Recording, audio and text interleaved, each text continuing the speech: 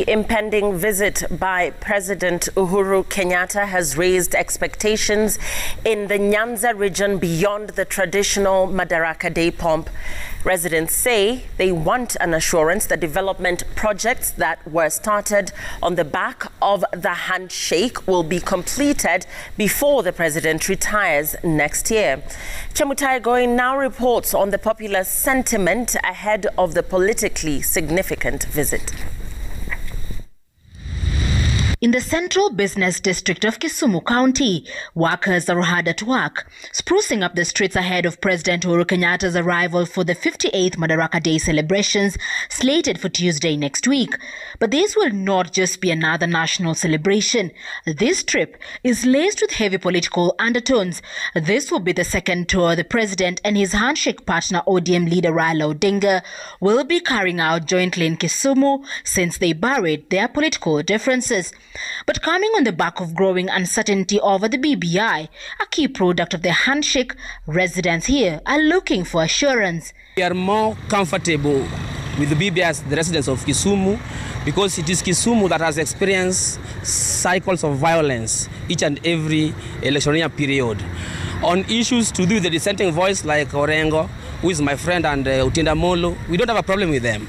They are Kenyans of sound mind and they have opinion. Mvurutano ndani ya handshake hizo ni siasa ya kawaida na tumezoea kama wana Kenya. Na sisi tunasema Raila aendelee kushikana na ndugu yake Uhuru Kenyatta waendeshe Kenya na Kenya iendelee mbele. Na ya muhimu tunataka maendeleo. Handshake imetusaidia sana kwa sababu hizi vitu zote zimekuja kwa sababu ya handshake.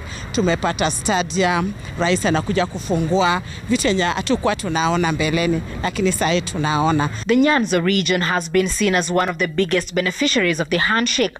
Various development projects have been initiated, including roads, and in Kisumu, for instance, there is the refurbishment of the Kisumu port, refurbishment of the railway line, and Uhuru Business Complex Market, among others. Nyamori, however, dispels the idea that they are politically linked to the handshake. The people of Nyanza should, one, take the development that has come as a right, and that it is probably an effort for the government to right the wrongs that has happened to the people of Kisumu for over 40 years continuously, when the region has been economically and politically marginalized. Nyamori, who is an advocate, notes that the 5-judge High Court bench decision declaring the BBI process unconstitutional shook the region, and that now all eyes are on the Court of Appeal as it prepares to hear the case. The Court of Appeal will say, but whichever way it goes, I think it has started a discussion that would finally lead to new jurisprudence in this country.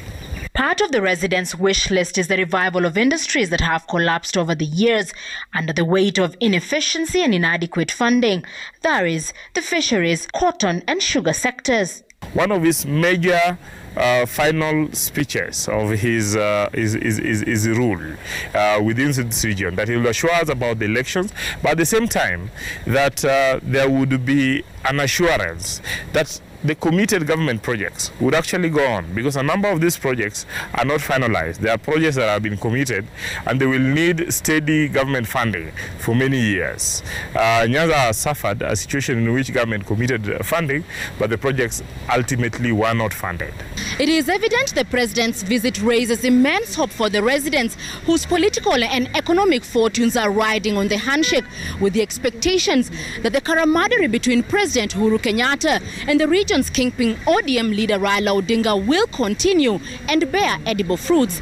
Chemutai Goin, Citizen TV, Kisumu County.